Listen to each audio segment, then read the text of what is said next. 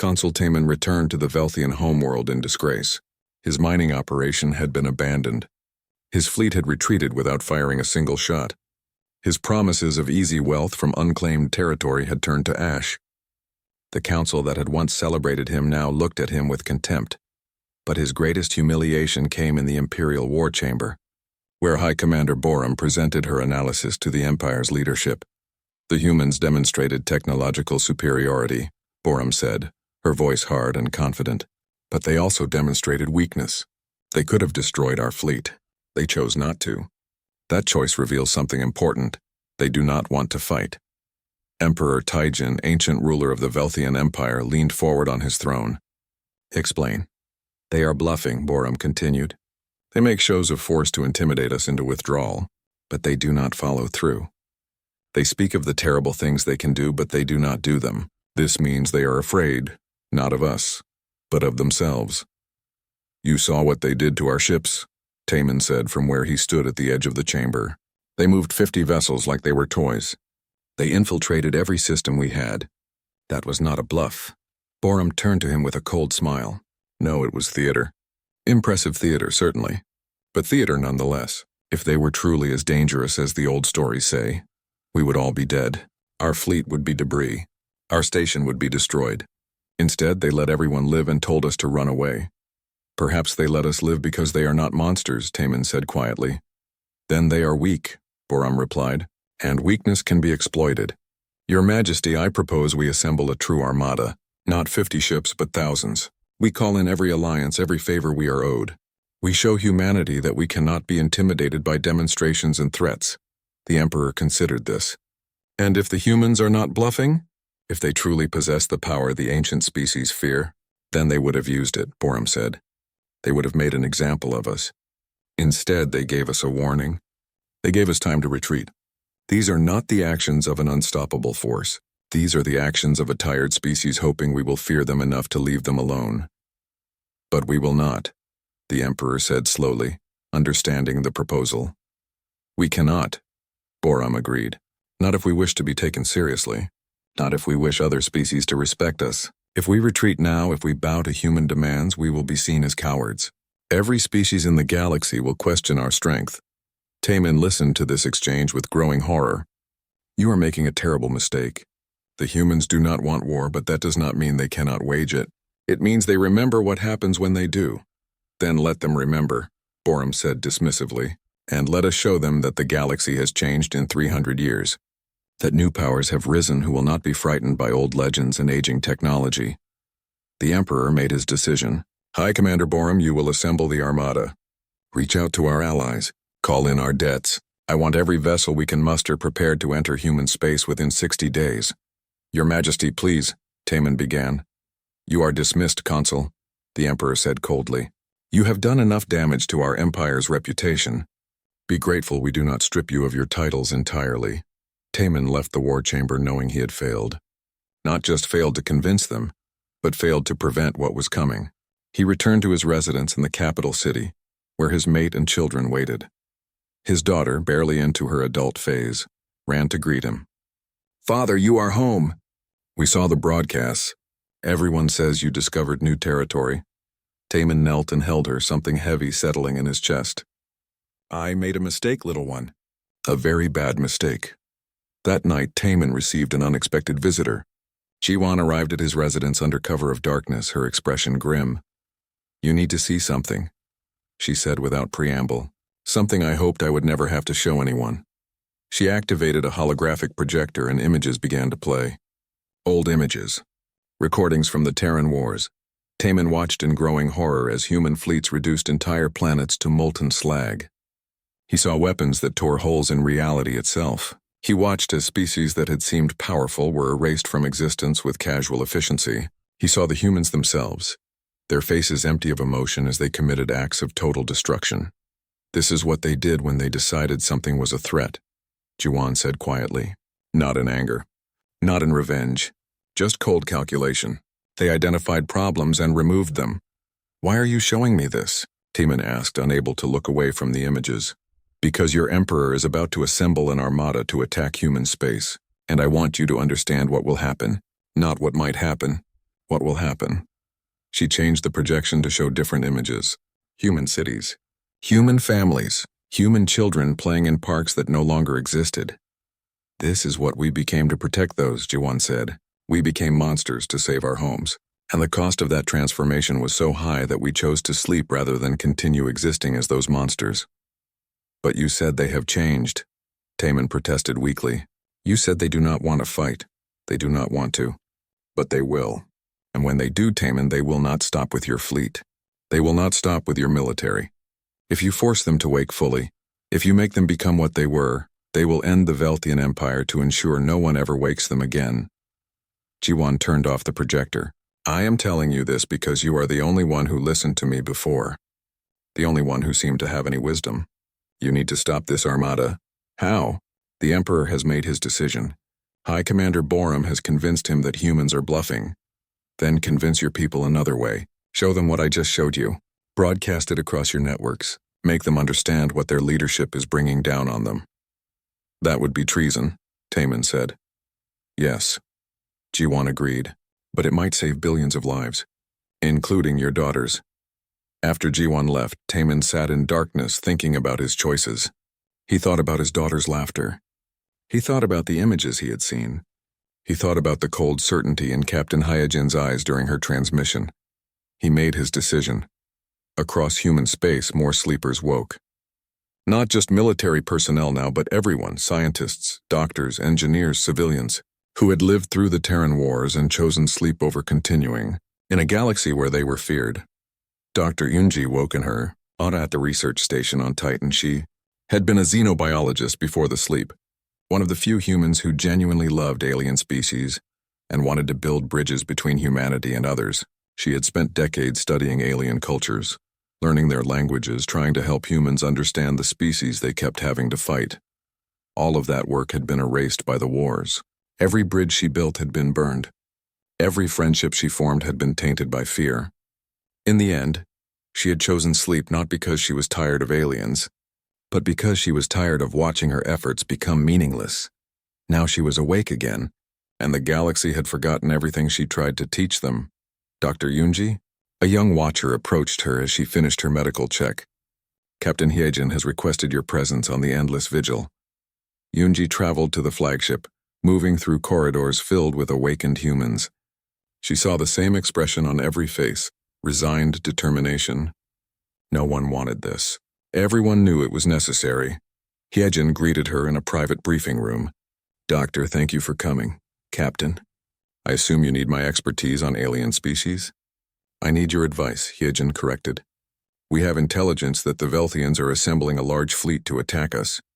They believe we are bluffing about our capabilities. You demonstrated those capabilities clearly, Yunji said. We demonstrated restraint, Hyojin replied.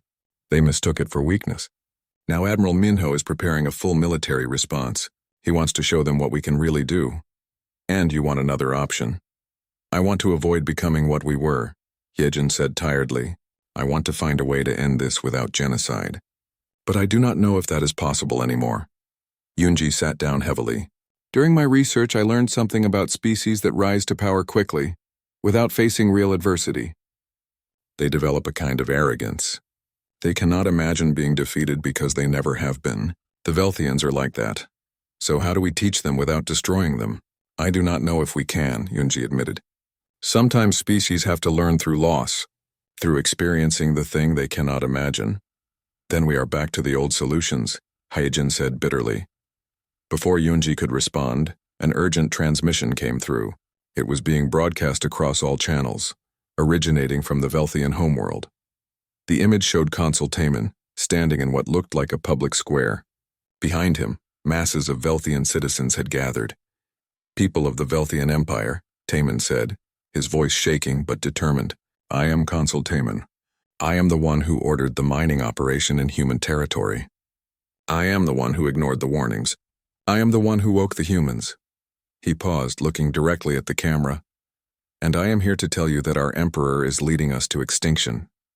The broadcast showed the footage Jiwon had shared with him, images from the Terran Wars, planets destroyed. Commander Borum stood on the bridge of his flagship, the pride of Velthia, watching the sensor displays with growing confusion. According to the instruments, there were only 15 human vessels approaching. 15 against his 50, the odds should have been overwhelmingly in his favor, but something felt wrong. The human ships moved with a precision that seemed impossible. They maintained perfect formation while traveling at speeds that exceeded what Velthian sensors said was possible. And their energy signatures, even at rest, were higher than his ships produced at full combat power. Weapons range in 2 minutes, his tactical officer reported. Prepare to fire, Borum ordered. Target the lead vessels. We will show them that numbers and age matter. On the bridge of the Endless Vigil, Heejin watched the Velthian fleet with sad eyes. They were brave, she would give them that. Foolish but brave. They had no idea what they were facing. Specialist Sunwoo reports ready, her communications officer said.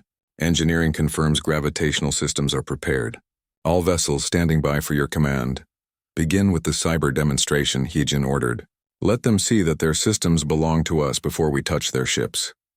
Light years away in a secure facility on Europa, Specialist Sunwoo's fingers moved across holographic interfaces faster than most species could perceive.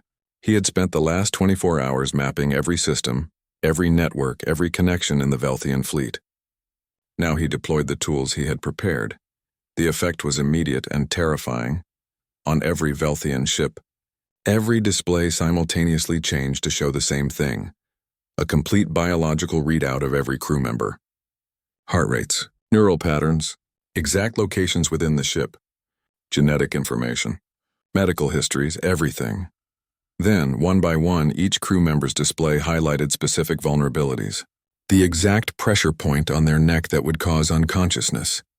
The frequency of sound that would disorient their species. The chemical compounds their biology was most sensitive to. Personal fears extracted from their private logs and messages. Commander Borum stared at his own display, watching as it showed him information that should have been impossible to obtain. His elevated heart rate, the slight tremor in his hands that he thought he was hiding, the medication he took for anxiety, documented in files that were supposed to be encrypted and secure. A message appeared across every screen in the fleet. In perfect Velthian script, we know how to kill each of you individually. We know your weaknesses. We know your fears. We choose not to act on this knowledge. Withdraw now. On the bridge of the Pride of Velthia, panic began to spread. Crew members stared at their exposed information, at the casual violation of every security system they possessed. Some began to understand what they were facing. Others simply felt violated and afraid. Maintain formation, Borum ordered, trying to keep his voice steady. This is psychological warfare. They are trying to scare us into retreat. Continue the attack. Heejin watched as the Velthian fleet did not withdraw. They are brave, she said quietly, or their commander is stubborn. Yuna, your turn. Engineering Corps leader, Yuna sat in the control center of a specialized vessel that looked more like a research ship than a warship.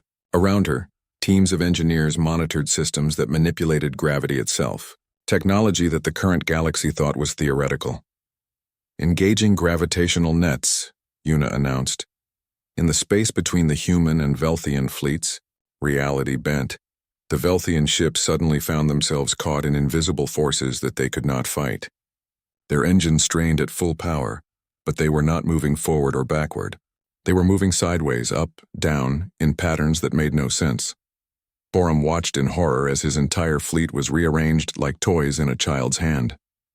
Ships that had been in attack formation found themselves pulled into a perfect geometric sphere. Vessels that had been light seconds apart were suddenly touching hull to hull, their shields scraping against each other but unable to move away. The forces involved were impossible by everything the Velthians knew. To move a single warship required massive engines and time to accelerate. To move 50 simultaneously, instantly in different directions with precision down to the centimeter, should not have been possible. But the humans did it anyway. Then, just as suddenly, the forces released. The Velthian ships floated in their new formation, completely undamaged but utterly rearranged. They had been placed in the shape of a human hand with the flagship at the center of the palm. Gods, someone whispered on the Pride of Velthia's bridge. Not gods, a new voice said. Just old soldiers who are very tired. Heejin's image appeared on every screen in the Velthian fleet, replacing the biological readouts. She looked exactly as she had in her previous transmission. Sad, tired, and patient. "Commander Borum," she said, somehow knowing exactly who was in command. "We could have destroyed your fleet in seconds. We could have opened your ships to vacuum. We could have turned your weapons against you. We could have done 1,000 things that would have ended your lives." She paused, letting that sink in. "But we did not. Do you understand why? Not because we are merciful. We lost our claim to mercy 300 years ago. We did not kill you because we remember what it feels like to kill, and we do not want to feel that again." Behind Hyejin, Boram could see other humans on the bridge. They all wore the same expression, weary resignation mixed with grim determination. "You came to our territory with 50 ships," Hyejin continued. "You thought that would be enough. You thought we were like other species, just slightly more advanced. You were wrong. The gap between us is not one of degree but of kind. We do not fight wars the way you understand them. We do not calculate odds the way you do. When humanity fights, we do not seek victory. We seek conclusion." She leaned forward, her eyes seeming to look directly at each crew member individually. "I am going to tell you something that your leaders should have known. Humanity went to sleep not because we were afraid of you. We went to sleep because we were afraid of ourselves. We had become so good at war that we could not stop fighting. So we removed ourselves from the galaxy to give everyone else a chance to live without us. You have destroyed that chance. You have forced us to wake up. You have made us become soldiers again when we wanted to be sleepers. And now we must remind the galaxy why we chose sleep in the first place." Hyejin straightened, her voice becoming more formal.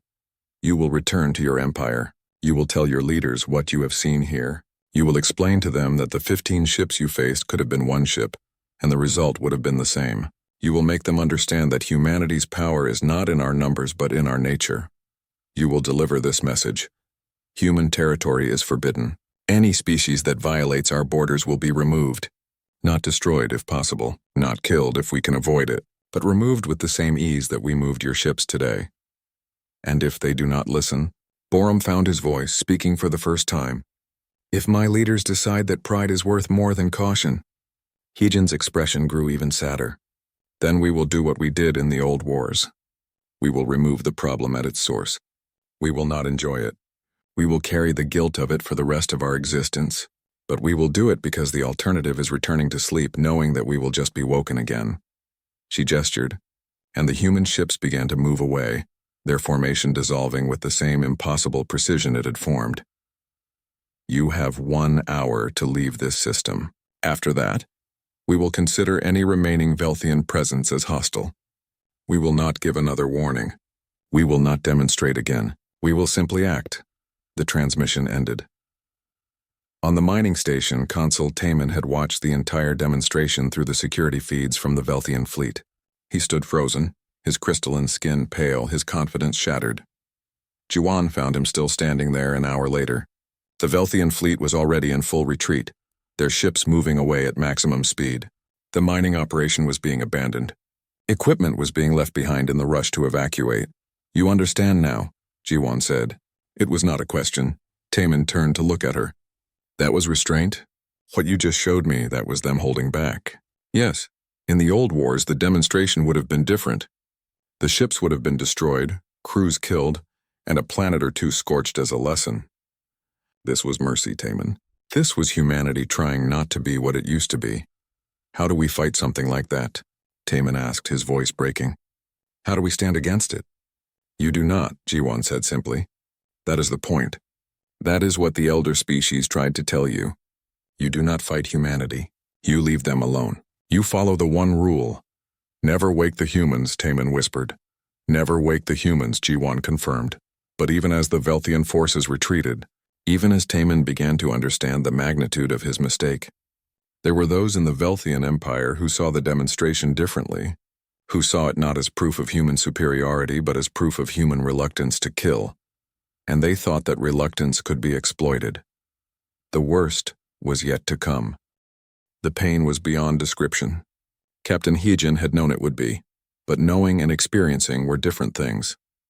The emergency wake protocol forced 300 years of hibernation to end in minutes instead of the planned weeks of gradual revival. Every nerve in her body screamed. Every muscle felt torn. Her mind struggled to separate memory from reality, dream from waking. But she was awake, and that meant the galaxy had made a terrible choice.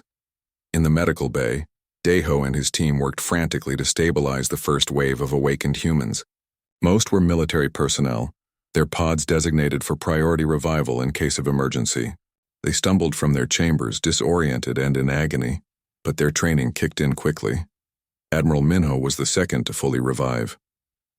He was older than Hyejin, had fought in more campaigns, had made harder choices. When he stepped from his pod, his first words were not a question but a command. Fleet status. Now. A young watcher named Kyung-soo pulled up the data on a holographic display. Sir, all mothballed vessels are functioning. Automated maintenance systems report 98% operational capacity across the entire fleet. The ships are old by current standards, but they were maintained perfectly. Minho studied the display, his experienced eyes scanning the information. Old by current standards, he repeated with a bitter smile. Show me current galactic military capabilities. The data that appeared made several of the awakened officers laugh. It was not a happy sound. The galaxy had grown peaceful in humanity's absence. The weapons that other species now considered advanced were primitive, compared to what humans had mothballed 3 centuries ago. Their fastest ships were slower than humanity's cargo vessels.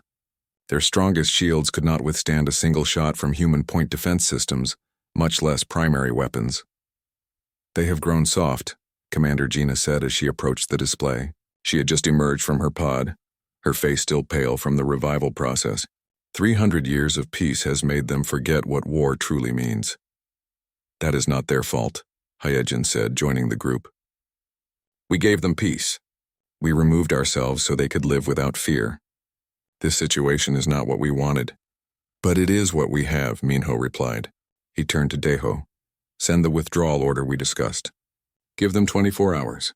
If they leave, we return to sleep and post better warnings. If they stay, we remind the galaxy why we chose hibernation. The message was sent. Hyejin's face, tired and sad, broadcast across every communications channel in the mining system and beyond. Her words were simple. Her tone was not threatening. She sounded like a parent disappointed in a child who should have known better. That made it worse. Across the galaxy, species that remembered the Terran Wars began immediate evacuations. The Kethrian Assembly ordered all their vessels home. The ancient Drellian Combine sealed their borders. A dozen other elder races pulled back from any territory near human space. The younger species, those who had risen during humanity's sleep, did not understand. They saw only an old species making threats. They saw opportunity, not danger.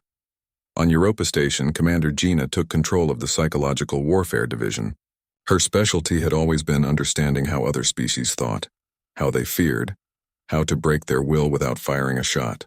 She assembled her team of newly awakened specialists and began analyzing the Velthians. They are a proud species, she told her team, studying the intercepted communications from Taemon's fleet. They have never lost a war because they have never fought a real war. Their conflicts have been border disputes, trade disagreements, nothing existential. So they have no concept of what we can do to them, one of her specialists said. Worse, Gina replied. They think they know. They think we are like them, just older. They cannot imagine the gap between us because they have never seen it. In the Mars military complex, Specialist Sunwoo was already deep into the Velthian computer networks. The cyber warfare expert had woken with his mind still sharp, his skills still perfect despite the centuries of sleep. He moved through the Velthian systems like a ghost, leaving no trace of his presence. What he found disturbed him. The Velthians had decent encryption by current galactic standards, but it was child's play to a human cyber specialist. Their military networks were connected to their civilian infrastructure. Their command ships transmitted in patterns that could be predicted and intercepted. They had no concept of the security measures necessary when facing an opponent who could think faster and deeper than they could. Sunwoo could have destroyed their entire military infrastructure in minutes. He could have shut down life support on every ship, crashed their economy, broadcast false orders that would create chaos throughout their empire. But those were last resorts. Humanity did not want to destroy the Velthians. Humanity wanted to be left alone. So he simply watched, recorded, prepared tools that could be deployed if needed, and hoped they would not be necessary. Engineering Corps Leader Yuna walked through the shipyards near Jupiter, running her hands along the hull of the dreadnought Daybreak Requiem. The ship had been sleeping as long as she had, waiting in the cold dark for a war everyone hoped would never come. "Beautiful, isn't she?" a voice said behind her. Yuna turned to see Hyejin approaching. "Captain, I did not expect to see you here." "I needed to see them," Hyejin said, looking at the rows of warships stretching into the distance, "to remind myself what we are capable of, what we chose to lock away." "Are we really going to use them?" Yuna asked. "I hope not. I hope the Velthians will see sense and withdraw.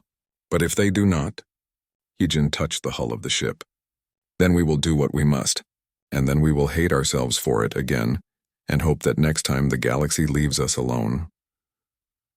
The 24 hours passed slowly. In the mining system, Consul Taman received word that a fleet of 50 Velthian warships was being dispatched to support the mining operation.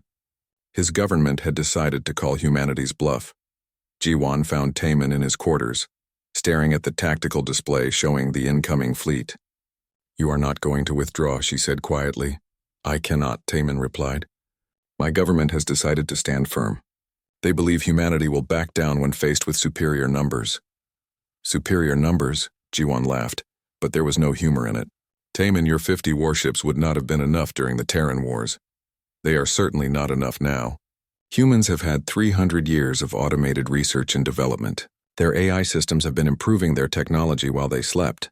Then why did they go to sleep at all?" Taman asked, turning to face her. "If they are so powerful, why hide?" Jiwan was quiet for a long moment. "Because power without purpose is just destruction. Because we won every war but lost ourselves in the process.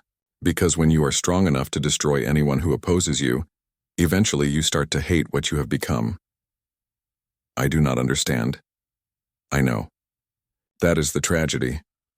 Jiwan moved to leave, then paused at the door. "When the fleet arrives, Taman, stay on this station. Do not go out to meet them. You might survive that way." After she left, Taman returned to staring at the tactical display. The Velthian fleet would arrive in 6 hours. Surely 50 modern warships would be enough to force a negotiation. Surely the humans would see reason. In the Long Dream facility, Hyejin stood before a holographic display showing the approaching Velthian fleet. Admiral Minho stood beside her along with the other senior officers who had awakened. "They are not withdrawing," Minho said. "No," Hyejin agreed. "They are escalating. Then we must respond." "Not with destruction," Hyejin said firmly. "We show them what we can do without killing them. We demonstrate the gap between us. We make them understand without making them extinct." "That will be difficult," Commander Gina said. "Fear learned through loss is more effective than fear learned through demonstration." "But it leaves fewer ghosts," Hyejin replied. "We already carry enough of those." She turned to her officers. "We do this cleanly. We do this precisely. We show them they cannot win, but we do not make them pay the price for trying." "Understood?" The officers nodded, though some looked uncertain. "Good, then let us wake the fleet. One more time. One more demonstration of why the galaxy should leave us alone." As the human fleet began to activate, emerging from their hiding places in asteroid fields and gas giant clouds, the Velthian vessels entered the system. 50 modern warships armed with the latest galactic technology, crewed by soldiers who believed they were defending their empire's rights. They had no idea what they were about to face. Hyejin took her position on the bridge of the Endless Vigil, the ship that had carried her through the last war. It felt familiar despite the centuries. Everything was where she remembered. Every system responded as it should. "All vessels report ready," the communications officer said. "Then let us end this quickly," Hyejin replied. "No casualties if possible. But make them remember." The human fleet moved forward and the demonstration began. 6 months had passed since the Velthian mining operation began in Terra-adjacent 7. 6 months of extracting valuable minerals from the asteroid fields and moons that orbited the system's gas giants. 6 months without incident. Consul Taman stood on the observation deck of the mining platform, watching cargo vessels load ore for transport back to Velthian space. Each shipment made his people richer and made him more celebrated. The council had protested at first, then grown quiet. No humans had appeared. No fleets had materialized from the void. The ancient warning seemed more hollow with each passing day. "You are making a terrible mistake." a voice said behind him. Taman turned to see Coordinator Jiwan standing in the doorway. She was human, one of the few who had chosen not to enter the long dream. For 300 years she had lived among other species, working as a researcher and cultural liaison. She looked young despite her centuries, kept alive by the medical technology that made humans so difficult to kill. Coordinator, Taman said with false warmth, have you come to share more of your stories? More warnings about the sleeping terror? Jiwan walked to the window, looking out at the mining operations. Her expression was sad, almost resigned. I was there, Taman. During the last wars, I watched my species become something we hated. I watched us win every battle while losing ourselves in the process. Yet you are here, alive and free, Taman replied. You chose not to sleep. Does that not prove that humanity's power was exaggerated? You are just one more species, Jiwan. Slightly stronger, perhaps, slightly more advanced. But not gods. Not demons, Jiwan turned to face him. We are not gods, but we learned to fight like demons. Do you know why I stayed awake? Not because I am brave, because I am a coward. I could not face the dreams, Taman. I could not sleep knowing what I would see when I closed my eyes. She pulled up her sleeve, revealing a tattoo on her forearm, a series of symbols and numbers. This is my service record, she said quietly. Each symbol represents a species we fought. Each number represents how many of them I personally killed. I was a pilot. A good one. By the end, I had stopped counting. Taman looked at the tattoo. There were hundreds of symbols, thousands of numbers. He felt something cold settle in his chest but pushed it away. Old war stories. Every species has them. Leave this system, Jiwan said, and for the first time Taman heard something like fear in her voice. Take your ships and go. Forget the resources here. They are not worth what is coming. Nothing is coming, Taman said firmly. Your people are asleep and will remain so. We have proven that. Jiwan stared at him for a long moment, then shook her head. Then I have failed. I tried to warn you. I tried to help you understand, but you cannot understand something you have never seen. She walked toward the door, then paused. When they wake, Taman, remember that I tried. Remember that I warned you, and pray that they show you more mercy than we showed others during the wars. After she left, Taman returned to watching the mining operations.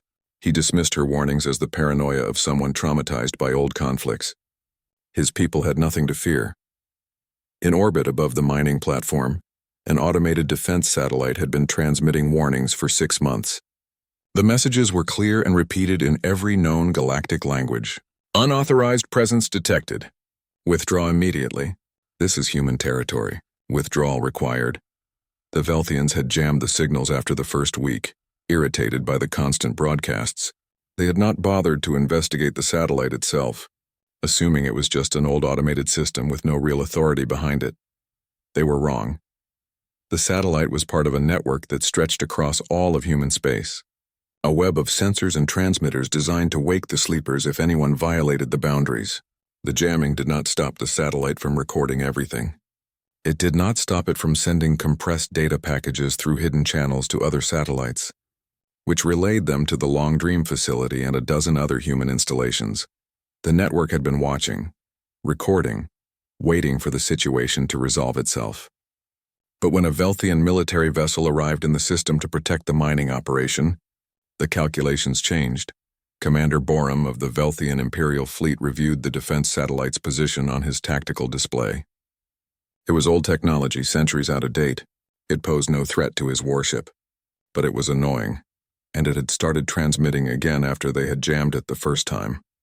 Weapons officer, Borum said, destroy that satellite. I am tired of its noise. Sir, our orders were to avoid hostile action, the weapons officer replied nervously. Destroying a derelict satellite is not a hostile action, Borum said. It is clearing space debris. Fire. The warship's primary cannon charged and released a bolt of energy that crossed the distance in seconds. The satellite exploded in a brief flash of light. On the bridge, the crew cheered. Another symbol of human intimidation destroyed, another proof that the sleeping species was no threat. But in the data core of the satellite, in the microseconds before its destruction, a final message was transmitted across the human network. Not a warning, not a request for withdrawal, an emergency signal that meant one thing: hostile action confirmed. Wake protocols authorized. In the Long Dream facility, Deho watched as the emergency wake systems activated across the entire complex. Not just a few pods now, all of them. Every human soldier, officer, pilot, and engineer who had fought in the Terran Wars was being brought back to consciousness. The process would take hours for most, days for some. But the priority pods, those containing the military leadership and rapid response personnel, would wake within minutes. Deho checked the priority list and felt his breath catch. Captain Heejin, Admiral Minho, Commander Gina, Specialist Sunwoo, Engineering Leader Yuna. The names read like a history of humanity's most feared warriors. Around the facility, other watchers scrambled to prepare medical stations and briefing rooms. They had trained for this, had run drills countless times, but none of them had ever believed it would actually happen. None of them had thought the galaxy would be foolish enough to wake the sleepers. The first pod to complete its cycle was Hyejin's. The blue light faded, replaced by green. The seal broke with a hiss of equalizing pressure. Inside, Hyejin gasped as consciousness returned. Deho rushed to her pod as it opened. Hyejin was already trying to sit up, her muscles weak from 3 centuries of disuse. Her eyes were unfocused, confused. "Report," she said, her voice hoarse. "Why am I awake?" "Captain," Deho said, helping her sit up properly. "There has been an incursion. Hostile forces have entered human territory and destroyed a defense satellite." For a moment, Hyejin just stared at him. Then her expression changed, confusion giving way to something cold and hard. "How long have we been asleep?" 307 years, Captain. And in all that time, the galaxy could not follow one simple rule? Hyejin swung her legs out of the pod, testing her weight. "Who violated our space?" "A species called the Velthians, Captain. They claim the system as unclaimed territory." Hyejin stood, steadying herself against the pod. Around the facility, more pods were completing their wake cycles. More warriors were returning to consciousness. "Get me a briefing on the current situation. Fleet status, weapons inventory, everything." "Yes, Captain." "And Deho?" Hyejin looked at him, and for a moment he saw the sadness in her eyes. "I am sorry you had to do this. I am sorry we are awake." "I am sorry too, Captain." Hyejin walked toward the briefing room, her steps growing steadier with each movement. Behind her, the facility filled with the sounds of more pods opening, more humans waking, more sleepers returning to a galaxy that had forgotten to fear them. In the mining system, Consul Taman received word that a transmission had been detected from human space. He ordered it played in the command center. Hyejin's face appeared on the screen. She looked tired, sad, but her voice was steady and cold as ice. "To all vessels currently in human territory, you were given 300 years of peace. 300 years where we asked only to be left alone. You have chosen to end that peace. Humanity is awake. You have 24 hours to withdraw all personnel and vessels from our space. After that time, we will remove you ourselves. This is your only warning." The transmission ended. Taman stared at the blank screen, and for the first time he felt afraid. The great chamber of the Galactic Council stood silent as Consul Taman stepped forward. His crystalline skin caught the light from 1,000 distant stars visible through the dome above. He carried himself with the confidence of someone who had never known true fear. "Honored members," Taman began, his voice echoing across the vast space. "For 300 years we have allowed primitive superstition to dictate our expansion. For 300 years we have avoided entire sectors of space because of stories. Tales told by species so old they have forgotten how to be brave." Murmurs rippled through the assembly. Several delegates from the elder races shifted uncomfortably in their seats. Taman noticed but did not care. His people, the Velthians, had risen to prominence in a galaxy that had grown soft. They had never fought a real war. They had never seen what he called the so-called sleeping terror of humanity. "The humans are gone," Taman continued. "They chose to hibernate rather than face us. This is not the action of warriors. This is the action of cowards who knew their time had passed." An elderly delegate from the Kethrian assembly stood, her ancient frame trembling. Her species had survived for 50,000 years, had witnessed the rise and fall of countless civilizations.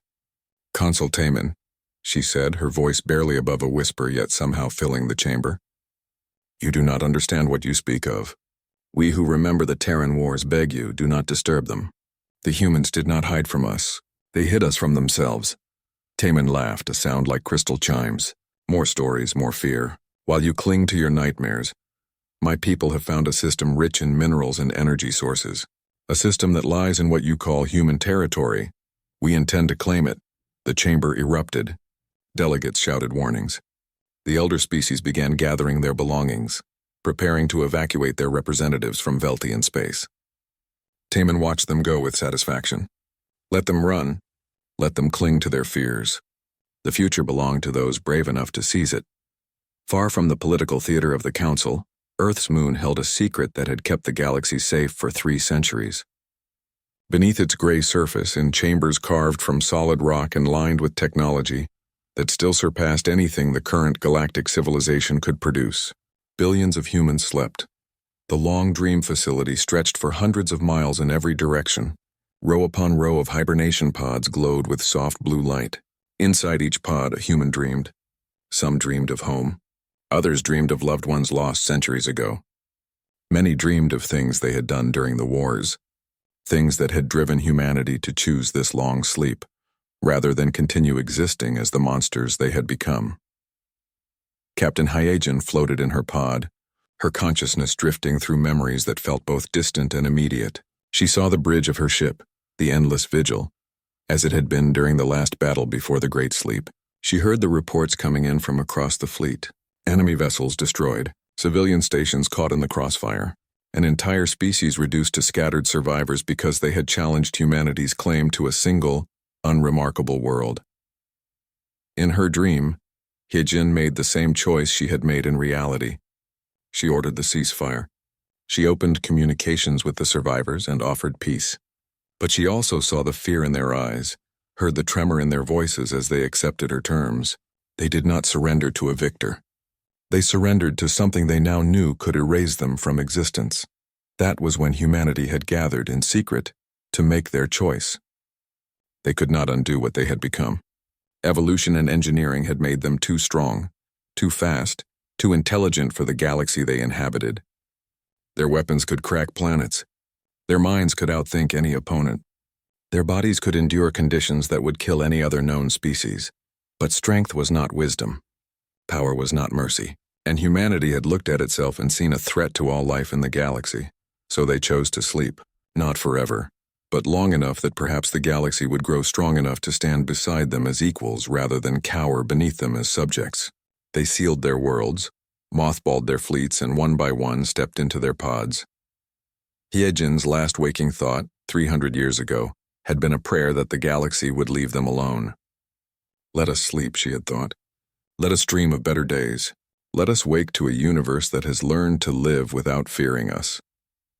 Medical Officer Deho walked the endless corridors of the Long Dream facility, as he had for the past 30 years of his shift. He was one of the Watchers, humans who stayed awake in rotating 50-year shifts to maintain the facility and ensure nothing disturbed the sleepers. He had been born here in the facility to parents who had also been Watchers. He had never seen Earth's surface. He had never met another species. His entire life had been dedicated to guarding humanity's long rest. He checked the monitoring stations with practiced efficiency. Neural activity normal. Life support optimal. Pod integrity at 100%. Everything as it should be. Everything as it had been for 3 centuries. Deho paused at Hyegen's pod as he often did. Her service record was displayed on a plaque beside her station. 47 battles. 0 defeats. Responsible for ending the Terran Wars through the simple act of demonstrating that humanity could annihilate any opposition, but chose not to. A hero, some said. A monster, said others. Deho thought she was simply tired like all the sleepers. Tired of being too dangerous to exist. He moved on through the facility, unaware that above him in the space humanity had abandoned. Consul Timon's mining fleet was making final preparations to enter the system designated Terra Adjacent 7. They had jammed the automated warning beacons. They had dismissed the ancient treaties. They had decided that human territory was unclaimed territory, and in doing so, they had made a choice that would soon wake a sleeping giant. Deho was reviewing supply manifests when the first alarm sounded. It was quiet, almost gentle. A soft chime that indicated an anomaly in the defensive perimeter. Probably a meteor, he thought, or space debris. It happened occasionally. Then the second alarm sounded, and the third, and suddenly, The entire facility was bathed in red light as the primary alert system activated for the first time in 300 years. Daeho ran to the main control center, his heart pounding. The displays showed something impossible. The automated defense platforms in Terra Adjacent 7 had been destroyed. Not damaged, not malfunctioning. Destroyed by weapons fire. Someone had attacked human territory. Someone had forgotten the one rule that had kept the galaxy safe. Daeho's hands trembled as he authorized the emergency wake protocol. Deep in the facility, in millions of pods, the hibernation systems began the revival sequence. Chemicals flooded into sleeping bodies. Neural stimulation increased. Core temperatures began to rise. Humanity was waking up. And Daeho, who had never known war, who had spent his life in peaceful solitude watching over the sleepers, felt a chill run down his spine as he realized what he had just set in motion. The galaxy had 300 years of peace. The peace was about to end.